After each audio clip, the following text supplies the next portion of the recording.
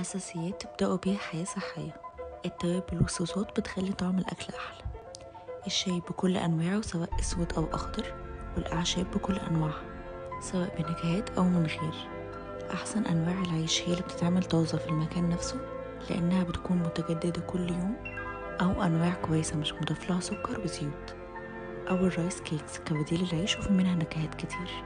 خضار والفاكهة من الأساسيات سواء الجاهز على الأكل على طول أو المجمد. دايما بيكون الخضار المجمد أو الطبيعي أحسن من الموجود في علب، أو الخضار والفاكهة الطبيعيين الطازة بيكونوا مهمين جدا للسلطة. وعشان نضمن نلاقي فطار صحي كل يوم، بنجيب حاجات زي زبدة الفول السوداني الطبيعية، الزبادي اليوناني، والعسل الأسود والطحينة، بس يكونوا طبيعيين من غير زيوت أو سكر أو أي إضافات. الشوفان أو دقيق الشوفان، والبذور زي الشيا وعباد الشمس والقرع. قولولي ايه الأساسيات اللي بتحبوا تجيبوها للبيت؟